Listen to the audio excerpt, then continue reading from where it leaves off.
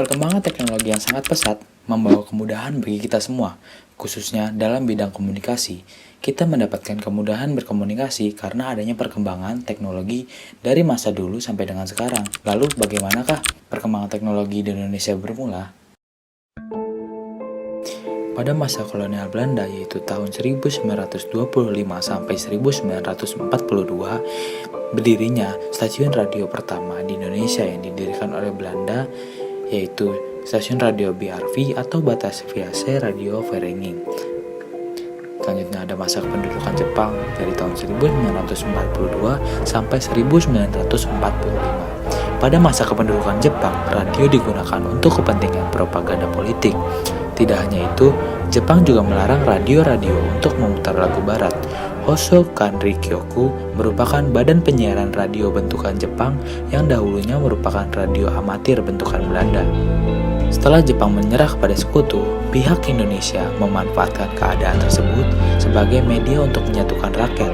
Para pejuang radio segera melakukan pertemuan guna memikirkan berdirinya organisasi penyiaran. Pada 11 September 1945, delegasi radio-radio mengadakan pertemuan dengan Sekretaris Negara A.G. Pringgodikdo. Pertemuan itu berhasil menetapkan hari kelahiran RRI dan rumusan tingkat kesetiaan yang lebih dikenal dengan sebutan Tri Prasetya RRI. Perkembangan satelit di Indonesia berawal dari pembangunan sistem komunikasi satelit domestik atau SKSD Palapa pada masa pemerintah Orde Baru.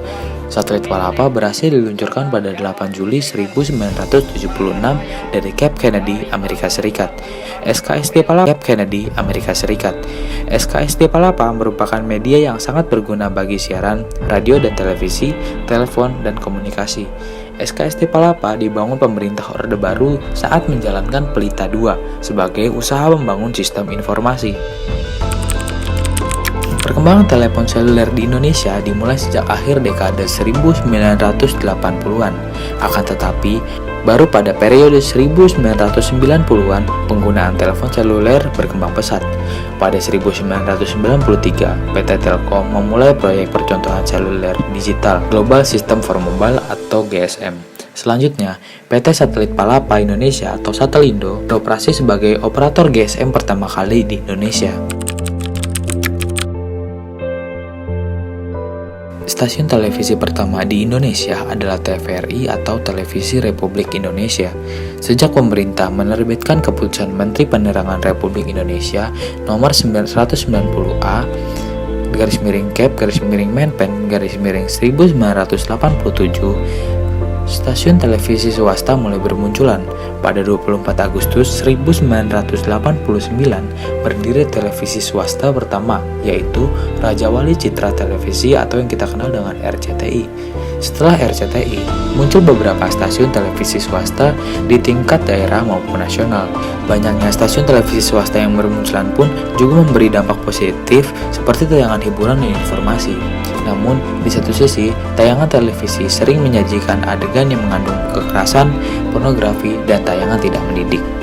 Untuk mengatur industri penyiaran di Indonesia, pemerintah menetapkan Undang-Undang Nomor 32 Tahun 2002 tentang pendirian Komisi Penyiaran Indonesia atau KPI.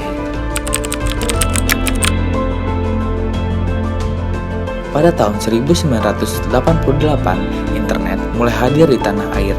Awalnya, teknologi internet berasal dari pembuatan internet protokol atau IP di Universitas Indonesia bernama UI Netlab.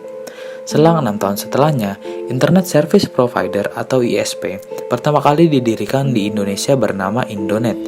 Kala itu, Indonet berhasil membangun sambungan awal ke internet menggunakan teknologi dial-up. Setelah 1 tahun munculnya Indonet, Departemen Pos Telekomunikasi memberikan izin usaha kepada ISP Indonet dan Rednet sebagai bentuk dukungan terhadap perkembangan internet di Indonesia. Sejak saat itu, internet semakin merajalela di kalangan masyarakat.